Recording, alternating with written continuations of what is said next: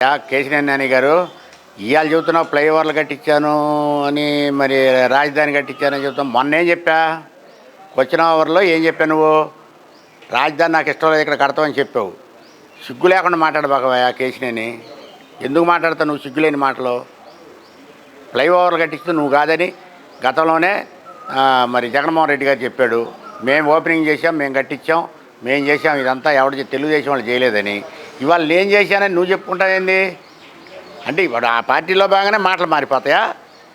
చంద్రబాబు యువతల పార్టీ వాడు ఇష్టమైపోతాడా నీకు? ఏ నాయకుడికైనా కానీ, నీకు ఒక్కడికే కాదు, ఏ నాయకుడైనా సరే. నువ్వు కట్టించావని అందరికీ తెలుసు మాకు. మరి రాజధానికి నువ్వు నీ కూతురు వచ్చిపోయారని కూడా తెలుసు. అయితే నువ్వు మాట ఎందుకు మార్చావంటున్నా? నాకు ఇష్టం లేదు రాజధాని అక్కడ కడతాం, అదంతా ఇది అంతా బూటకం, అదంతా తాత్కాలికం అని ఎందుకు చెప్పావన్నా మొన్న? అవి చెప్పకూడదు కదా కేశినేని.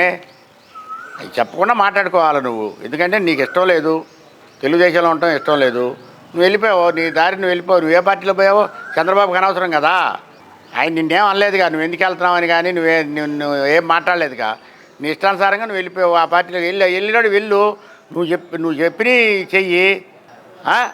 నేనే ఫ్లైఓవర్లు కట్టాను, నేను రాజధాని కట్టానంటే ఎట్ట సరిపోద్ది? నిన్నగాక మొన్న 4 రోజుల నాడు చెప్పావు నువ్వు రాజధాని నాకు ఇష్టం లేదు అక్కడ కడతాం, అదంతా గ్రాఫిక్స్ అని కూడా అన్నావు నువ్వు. అక్కడ కట్టాలి లేదు, 2 బిల్డింగ్లు కడితే సరిపోయిద్దా అన్నావు. అన్నావా లేదా?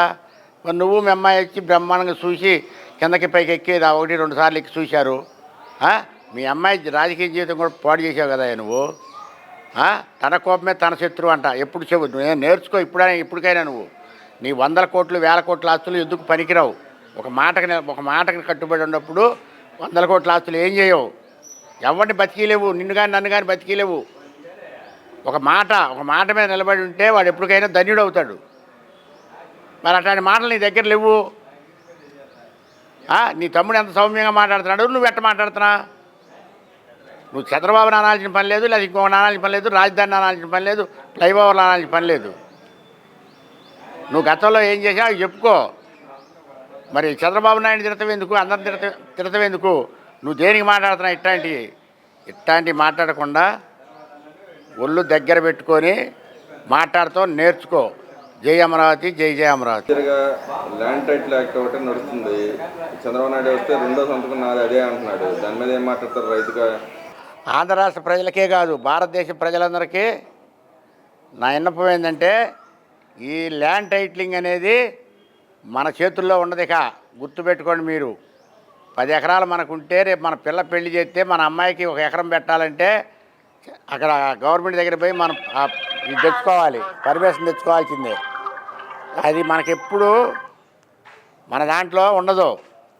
మనం సొసైటీకి వెళ్ళి బ్యాంకులో తాకట్టు పెట్టుకోవడానికి వీల్లేదు, మరి క్రాప్ లోన్లు తెచ్చుకోవడానికి వీల్లేదు. అన్ని విధాల రైతాంగాన్ని సర్వనాశనం చేస్తున్నాడు జగన్మోహన్ రెడ్డి. మీరు గుర్తుపెట్టుకోండి. రైతులు మొత్తం గుర్తుపెట్టుకొని దీన్ని మీరు ఆలోచించండి. ల్యాండ్ టైటిలింగ్ అంటే ఇంకొక ఇష్యూ ఉంది. ఇప్పుడు ఆ మొత్తం ఆయన పుట్టోళ్ళ మీద ఉంటుంది. మొత్తం పొలం సంపాదించింది మన తాతవాళ్ళు. కానీ ఇవాళన్నిటి మీద ఆయన పుట్టోలు వేసుకొని ఆయన బ్రహ్మాండంగా ఆయన రేపు ఈ మొత్తాన్ని తాకట్లు పెట్టి 2 జిల్లాల కాడికి అమ్ముకొస్తాడు. ఒక్కొక్క రాష్ట్రానికి 2 జిల్లాల కాడికి అమ్ముతాడు. నేను గతంలో కూడా చెప్పాను మన ఆంధ్ర రాష్ట్ర ప్రజలకి. అయితే ఏ స్టేట్లో కూడా ఇది అమలుదా ఇలా ఈ జీవోని? ఒక ఆంధ్ర రాష్ట్రంలో ఈ జీవోని తీసుకొచ్చి అమలు చేశాడు. అర్థమైందా? మరి వాళ్ళు చెబుతారు కదా, కేంద్రం వాళ్ళు కూడా చెబుతున్నారు మేము ఇంకా దీన్ని అమలు చేయలేదు ఏ స్టేట్లో కూడా అని.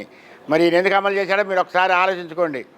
ఈ పొలం మొత్తం ఒక్కొక్క 2 జిల్లాలు ఒక్కొక్క స్టేట్కి అమ్మేస్తాడు. ఈ పొలం భూములు మొత్తం మనకి ఒక్క సెంటు కూడా ఎక్కడ నిలబడి ఉండదు. గుర్తుపెట్టుకోండి. మీరు అన్ని విధాలు ఆలోచించి ఎవరైతే మనకి అభివృద్ధి చేస్తారనేది ఆలోచించి వాళ్ళకే ఓట్లు వేయండి. అంతే తప్ప మీ ఇష్టానుసారం ఎవడు డబ్బులు ఇస్తే వాడికి ఓటు వేయబాకండి. ఒకడు 3 ఇస్తాడు, ఒకడు 5 ఇస్తాడు, వాడి పబ్బం కోసం ఇస్తాడు. ఇంకోటి గుర్తుపెట్టుకోండి, మీ అవసరం కోసం మీ ఇంటికి వచ్చి ఎవడైతే మేము డబ్బులు ఇస్తాడో వాడిని ఆలోచించండి.